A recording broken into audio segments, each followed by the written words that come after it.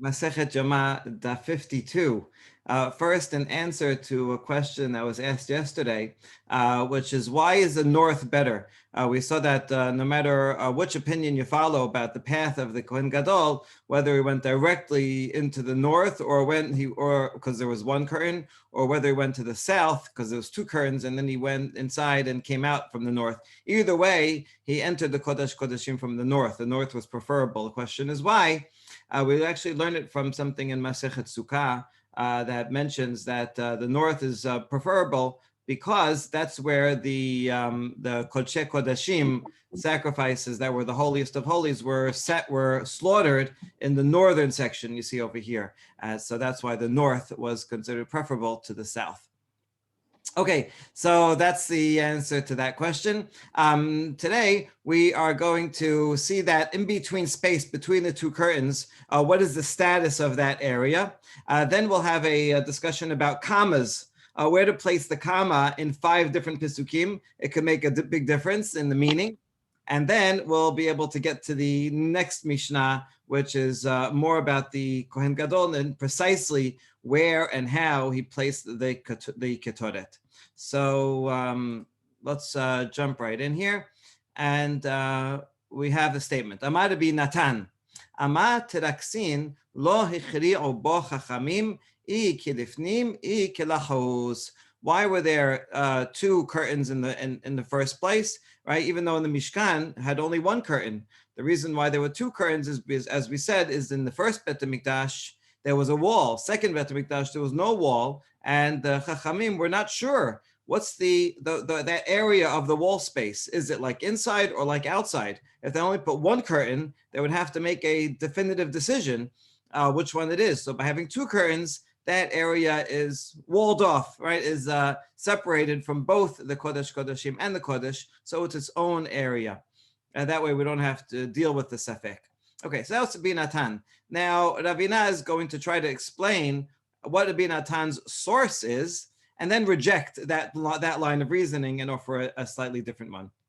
So he goes, Matkif la Ravina. Overall, he's going to reject Rabbi Natan, and by first saying, "My Tama," what is the basis of his reasoning? Ilema mishum tichtiv habayit asher bana hamelech Shlomo ladonai 60 amma urkov 60 rochbo u30 amma chomato. The first Bet HaMikdash built by Shlomo was 60 in its length altogether.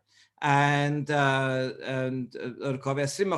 was 20 from side to side and 30 tall. Now within that 60 from front to back, that's the one we're interested in. לפני, וכתיב לפני הדביר 20 אמה אורך ו20 אמה רוחב ו20 אמה קומתו. Within that 60, is split up further, actually from here, is 40 for the Kodesh area, and 20 for the Kodesh Kodashim. Okay, so now we have all of these measurements from Sefer Melachim. We know that this is 60 altogether, and it's made up of 40 plus 20.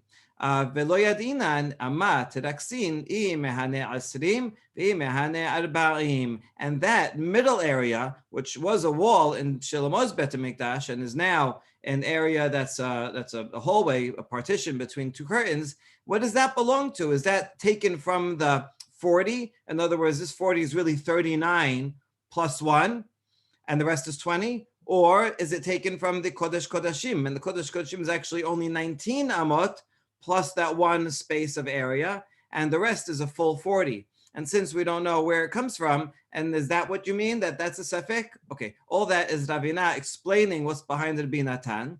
And now he's going to say, if that's your safek, it doesn't make sense. ודילמה, למה הנה 20 ולמה הנה 40? וחללה כחשיב, כותלים לה כחשיב. You're assuming that when we said 60, that was including that wall space, but maybe not. Maybe it's not including the wall space, and it's not it's not taking anything away from the 20 and not taking anything away from the 40, but rather the dimensions in the Pesukim and Melachim are all talking about the inner space, just the empty space from wall to wall, the interior dimension, and the wall itself is not included in that 40 or in that 20 or in the 60 for that matter. In other words, it really be 61 if you include the wall. And so that's what he proposes, and now he proves it. Teda. In fact, he's going about to show us a Mishnah in Masechet Midot where, when it needs to count the width of a wall, it counts it explicitly. So the walls are not, we should not assume that the walls are subsumed within these dimensions of the Pesukim and not in the following Mishnah, right? So all he's doing here is proving that the wall is excluded from the dimensions, and therefore there's no reason to have a safek, is this wall included in the 20 or in the 40? Let's see if he'll finish his proof, and then he'll offer another reason to have a doubt. Ditnan, ha'echal me'a al me'a berum me'a. So altogether, the hechal here, which means in the second Bet HaMikdash, the entire building, which includes the ulam out here, and the kodesh, and the kodesh kodashim, and all, there were chambers, various chambers that were accessible all around. So this entire building complex was 100 by 100 by 100. We're right now interested only in the length from front to back.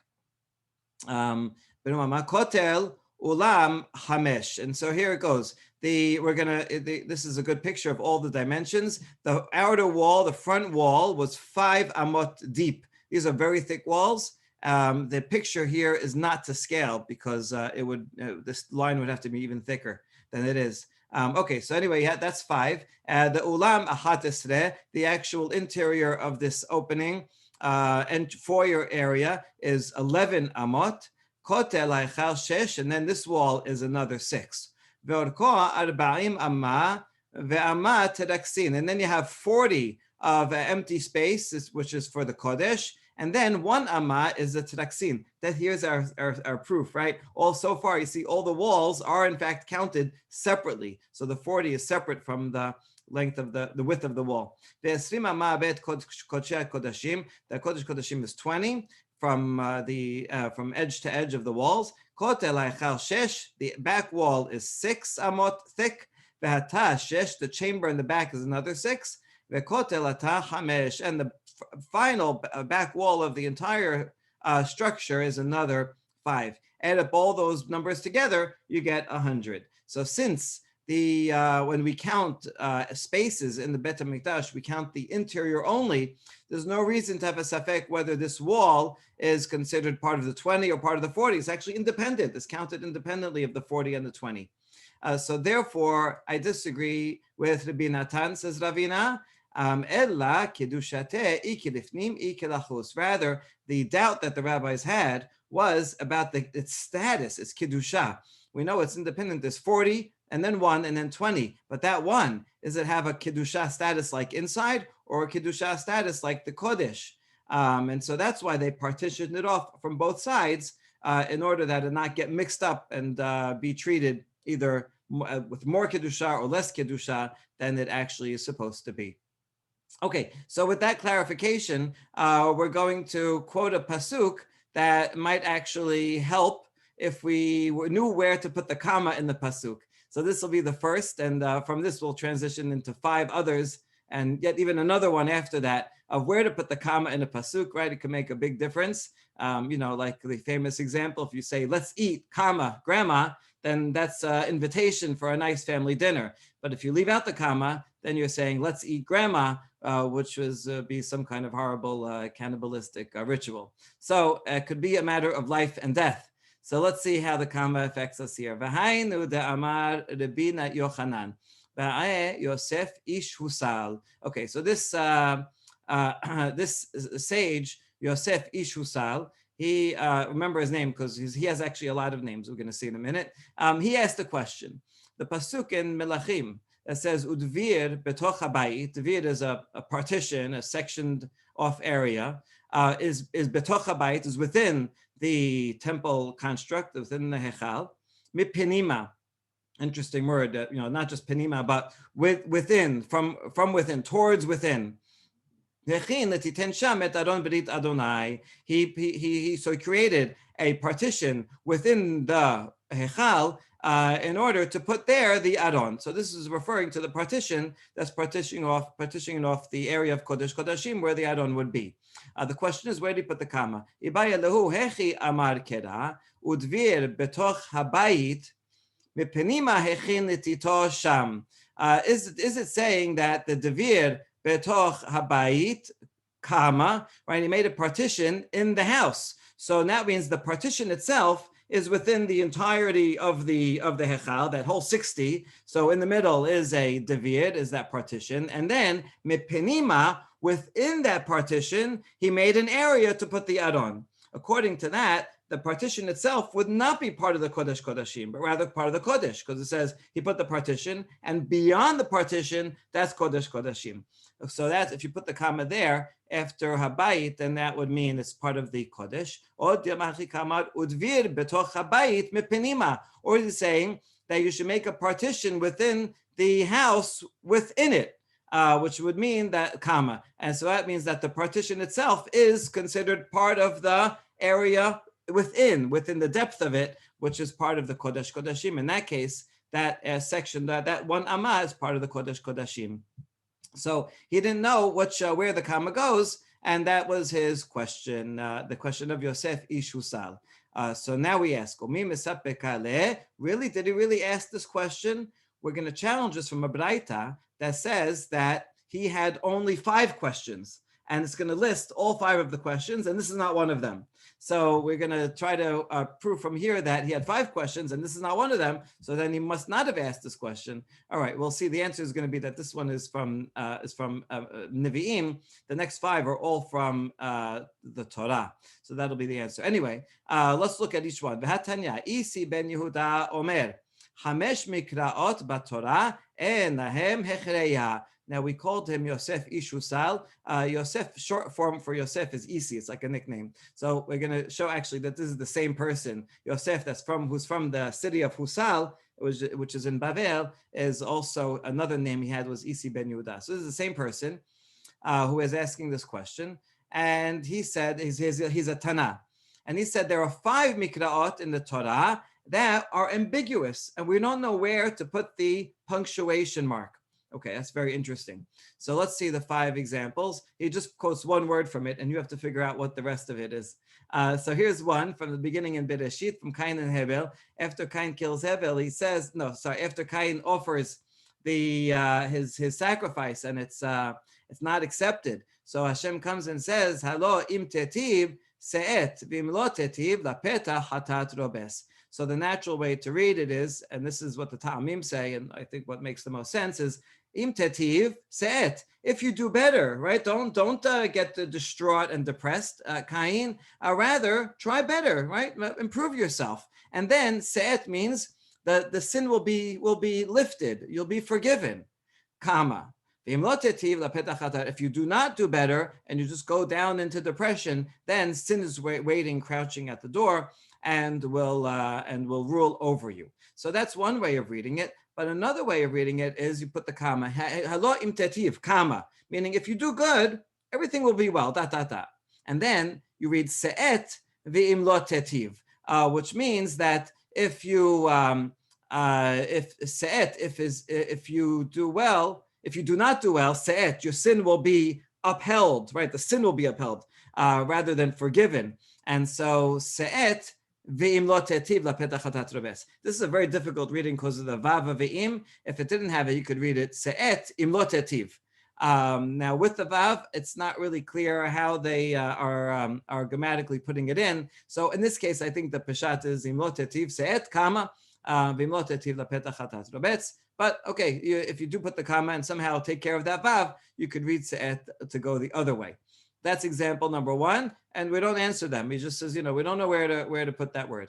The second one is a very good example, Meshuk Kadim, regarding the menorah and its construction. It says, Uba menorah arba'a givi'im. There are 4 cups. This is along the axis, the arms of the menorah. You're going to have 4 decorative cups.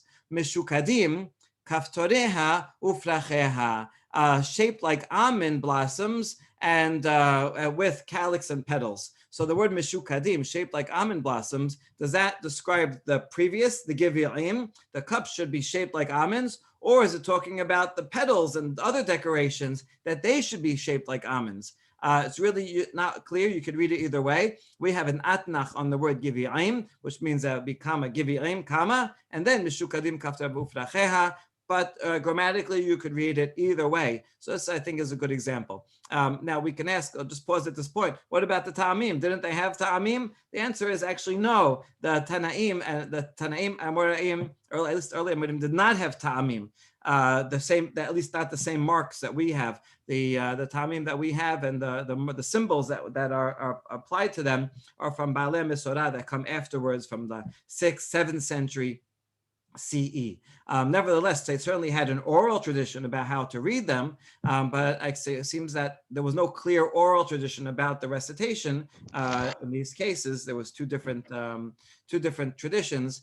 So the Ta'amim represent one interpretation, but we see from here that they were not agreed upon by everybody. And the truth is, if you look at the Rishonim, sometimes, not so often, but sometimes they do disagree with the ta'amim and repunctuate it. So this is a really good example where it's hard to tell. The next example comes from the word mahar. This is in the fight against Amalek. He says, go and recruit some soldiers. We have an atnach there. So go and fight with Amalek.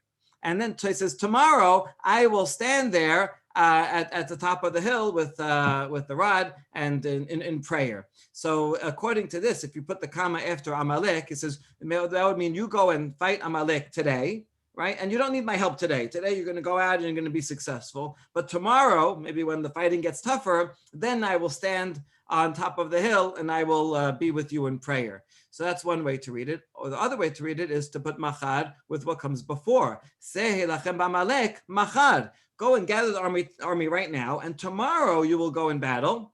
And tomorrow, Anochi nisab al rosh hagivah. So it'll be at the same time. So that's the difference. As the war happens starting today, and the prayer is tomorrow. That's if machar goes on with Anochi, but if machar goes with Amalek, then the war itself and the prayer are all starting tomorrow.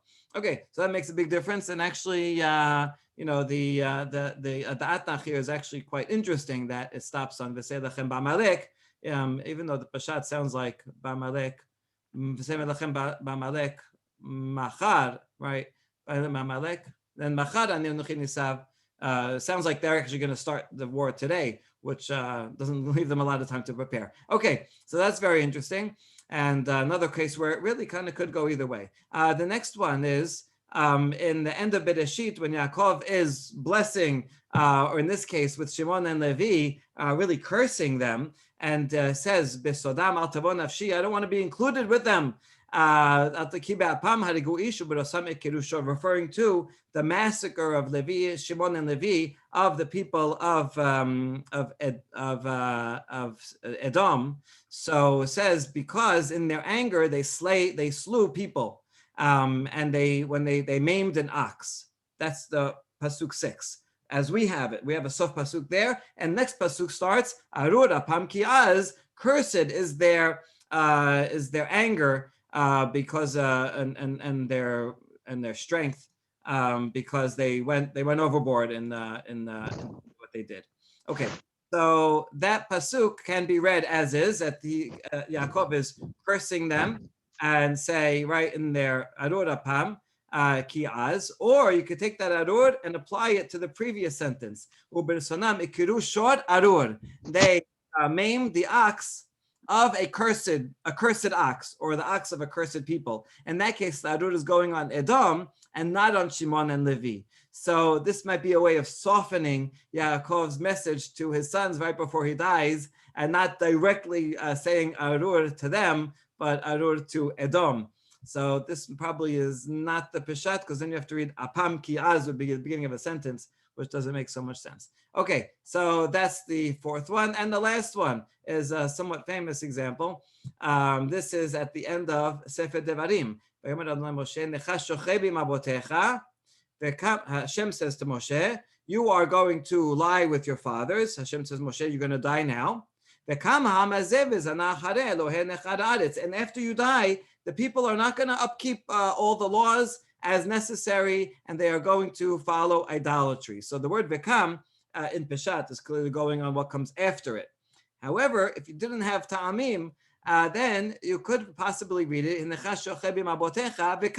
you are going to lie with your fathers and rise up. And this would be a hint to the to Techiyat Metim, that Moshe, he is dying now, but he will rise up. So that's the other possible reading. According to that, you have to start the next phrase as Ha'am hazeh v'zana, which again is difficult, but this is brought as one of the hints to Techiyat Metim in the Torah. So these are five Pesukim that this Isi ben Yehuda was not sure where to put the punctuation mark. And furthermore, now we're going to identify Isi ben Yehuda with Yosef Ichusal. Batanya, who Yosef Ichusal? Who Yosef Habavli? Who Isi ben Yehuda? That's Isi, is same different name, same person. Who Isi ben Guradieh? Who Isi ben Gamliel? Who Isi ben Mahalalel? Uma Shemo. So he had so many names. What was his real name? It was Isi ben Akiba Shemo. Okay, anyway, we see that this person, whatever you want to call him, he here had five debates, five quandaries about five Pesukim only. And the first one that we started with was the one about the David, was not one of them. So is it really possible that he had that problem? The answer is yes. He had those five questions regarding Torah Pesukim, all those from the Torah, that only five in the whole Torah. But in Nevi'im, he had other ones, and the one for about the David was in fact one of them. Okay, so now even that, Bedoraita Leka, is that true? That there's no other ambiguous Pesukim in the Torah? So this is after Matan Torah, right? When these young people go and they made sacrifices, right? Moshe sent them to do that. And it says Vayalu Olot. We have the Atnach there. Vayizbechu zebachim shelamim ladonai parim. So that parim at the end of the pasuk, what is that referring to? It's definitely referring to the second half of the pasuk, that the shelamim. The shelamim were made from bulls. Is it referring also to the previous phrase, vayalu olot? What kinds of animals did they use for olot? Was that also parim? Is parim going on both sentences, both phrases, or only on the last one? So that's what we ask. It could be, you could read it as vayalu olot kebasim. The olot that they had were all just sheep. Whereas bechuz zebachim shelamim parim, and the shelamim were parim. Or maybe parim is going on both of them. And this was a question that Rav Chisda said, and it's ambiguous, and we don't know the answer. So isn't that yet another one in the Torah? He says yes. It is another question according to Rav Chisda. But Isi ben Yehuda didn't have a question on that pasuk. He had an answer. I don't know what his answer was, but he wasn't in doubt about that pasuk. So the list of five before are Isi ben Yehuda's personal list of five quandaries. Other Tanaim, Amoraim in this case, could have had yet others that they were others that they were wondering about. Okay, so that's a really just fascinating discussion about grammar, and I think it's something, at least it teaches us something very important. We see a lot of times that the midrash will take a word and say is applied to here or there, the previous pasuk, the next pasuk, where to put the comma, and some of the readings are not really not the peshat. But we see here that there are, because they didn't have punctuation in their Torahs, like we also still don't have it in our Sifrei Torah. There were a lot of cases that were genuine ambiguities, and it was really hard to tell which. So because there are some cases where you really can't figure out where the word goes, so that became a legitimate form of interpretation. Once it becomes a legitimate form of interpretation, a kind of a rule that you can use and people can legitimately argue with both ways, then sometimes it gets expanded and applied even to other cases and say, well, yeah, this is the Peshat reading, but technically you could take this word and maybe you could do double service and you could apply it here also. And so it becomes expanded and applied even in places where it's not necessarily the Peshat. All right, so that's very interesting. And now we get to the next Mishnah. Ritzona, Hayta feruma min hadarom, ufenimit min hasafon. So we have some pictures here. So in order to make it easier for the Kohen Gadol to enter, now we're assuming the opinion of the Yehuda from yesterday that there were two curtains, in fact. And so when he would walk, right, you remember he would walk in here this way, and the edge of the curtain, the corner, was pinned up.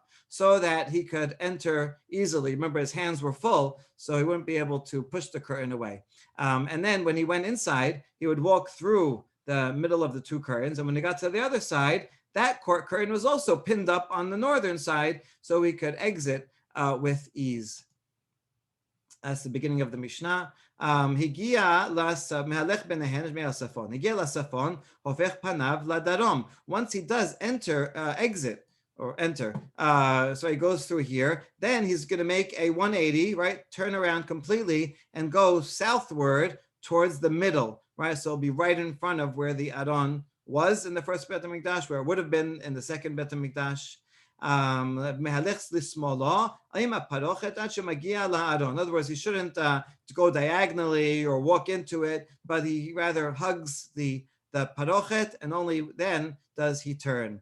Very interestingly, until today, in Shereth Israel, the Spanish Portuguese synagogue in Manhattan, when we return the Sefer Torah, we bring it from the bima up here, and we walk down on the side, and then we make a 90-degree turn left and go towards the middle, and then walk to the Aron right down the middle. So we still do that. In the Spanish Portuguese synagogue, they still follow these exact instructions. I encourage you to go visit one day on the Shabbat or any day that they read Torah, and you'll see that they do that. Okay, so he walks straight then until he gets to the Aron. It's interesting. The Mishnah is assuming that there was in fact an Aron there, which the Gemara will ask, because the second Bet HaMikdash there was no Aron. Once he gets there, he places the shovel with the coals down between the poles, right? The Aron had permanent poles in it as a remembrance from when it was carried around in the times of the Mishkan. Sabar et haketoret al gabei hagechalim. And then he heaps the ketoret, the incense. Remember, he does the whole thing with puts into his hands again, and he puts it on top of the coals. And the second he put them on, the entire room would be full of smoke. And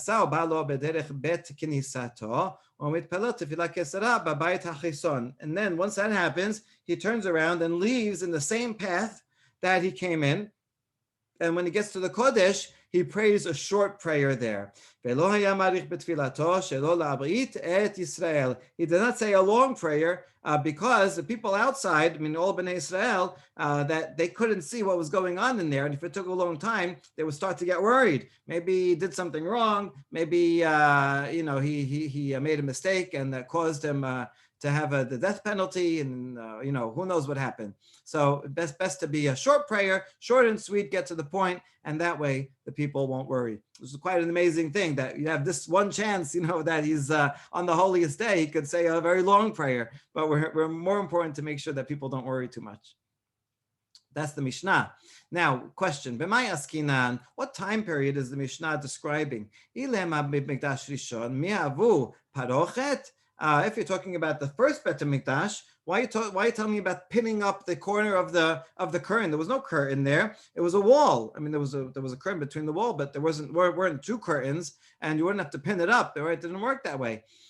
So it can't be talking about the first Bet HaMikdash. Ella Mikdash Sheni mihav Aron. So that seems to be describing the second Bet HaMikdash with the curtains, but then it talks about the Aron, and we know that there was no Aron in the second Bet HaMikdash. What happened to it?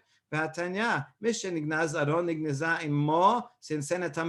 quote a long baraita about all the things that were hidden away. So we're going to get into this for a few minutes. So when the Aron was put into hiding, also the jar of man that they had kept from the time of the desert, they kept the jar of man around to remember that miracle, and the jar of oil that was used to anoint the Kohanim and the vessels, and then later on the kings. Also during the conflict with Korach, when Aharon had this the staff that miraculously turned into almonds and blossoms, that was also together with all the other things that were put into hiding. When the Pelishtim captured the Aron, they thought it would be a good idea, but then they ended up getting plagues, and they said, oh, forget it, we don't want this Aron, send it back. When they sent it back, one of their priests said, send it back with a present. The word doron is a nice Greek word that means gift. In Spanish today also, Dora, right? Like Dora the Explorer, her name means gift. So that's a Greek word that made it into Aramaic, doron. So he said, let's send a gift back to Israel together with the Aron as an offering, so we don't get further punishment. Lo asham tasimu lo asham tasimu bargaz mesido v'shilachtem oto vehalach. I'm very conscious of where I'm putting the commas here, right? So he said, when you send that, what did they do with it?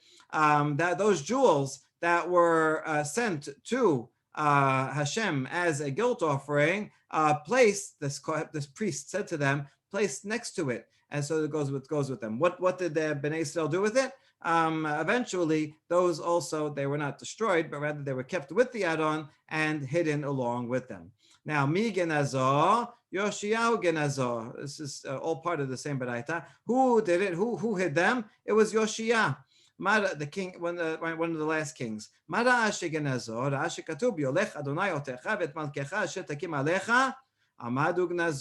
reading Sefer Devarim. Remember, Yoshiyahu was the king who wanted to make some repairs in the Bet HaMikdash, and so he sent the Kohanim to go and count the money and to see what they had in the treasury, and sure enough, right, Chilkiyahu found a Sefer Torah of Moshe. And the part that they read looks like they were reading the Tochechot in Sefer Devarim, the section of curses. Maybe that's what they found is Sefer Devarim. And so when they read one of the curses that says God is going to take you and your king that you put upon you into exile, Yoshiyahu realized that their days are numbered, and soon enough they're going to go into exile, and the enemy, in this case the Babylonians, are going to come and take over the Bet HaMikdash. And he did not want them to get their hands on the Aron. And so he preempted and hid the Aron already before the second Bet HaMikdash was destroyed, so that no one else would get it. Shneimar. And how do we know that he did that? This is hinted to in a pasuk in the Devarim. So the king Yoshiyahu told the Leviim who were mivinim, who were instructing, who gave explanations to all of Israel who are holy to God. Tenu et Aron HaKodesh b'bayit asher bana Shlomo ben David melech Yisrael. En lachem masa b'katef atay b'du et Adonai Elochem ve'et amo Yisrael. So Yoshiyahu gives the Leviim instructions to say, put the Aron in the house that Shlomo built. This is a little strange because the Aron was already in the house, in the Bet HaMikdash. What does it mean, put them in the house? And so this must be hinting to something else. He said, put them further away in the house, hide them somewhere on Har HaBayit, underground. And no longer are you going to carry the Aron on your shoulders. That's not part of your job anymore. This will be the last transport of this Aron until the future. And instead, you'll do other things. You'll be the teachers and singers and locking the gates and other things. So we see from here at least a hint that Yoshiyahu is the one that hid the Aron. What's our point? It was hidden at the end of the second Bet HaMikdash and never found at the end of the first Bet HaMikdash and never found during the entirety of the second Bet HaMikdash. So back to our question. Oh, wait, further. We're not done with our description of this hiding. How do you know? We know that the Aron was hidden here, but how do you know that all the other items that were mentioned on the list were also hidden? Amar Rabbi Azar, Atya Shamma. If you look, I didn't bring all the Pesukim, but regarding the Aron, it says, I'll meet with you there, Shama, at the Aron, that's the source of prophecy. And also regarding the man, it says the word Shama. So that's how we know from that Gezerah Shava that the man was hidden away. Also, it says, Atya Dorot, regarding the man, it says dorot, and regarding the flask of oil, it also says dorot. So since that's a gezerah shava, and the man was hidden away, so to the oil is hidden away, and also another word mishmeret, and mishmeret, it says regarding the man, and it says regarding the rod of Aharon. Since you have all these connections, so we learn that all of these things were hidden away at the end of the first Bet HaMikdash. Okay, now back to our question.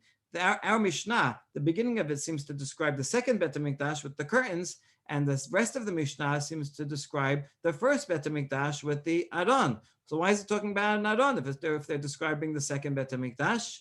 The Olam answer is B'Mikdash Sheni. Really, the whole Mishnah is talking about the second Bet HaMikdash.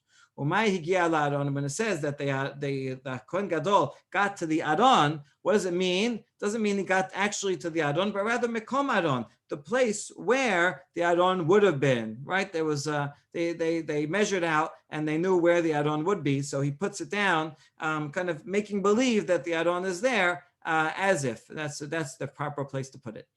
Hold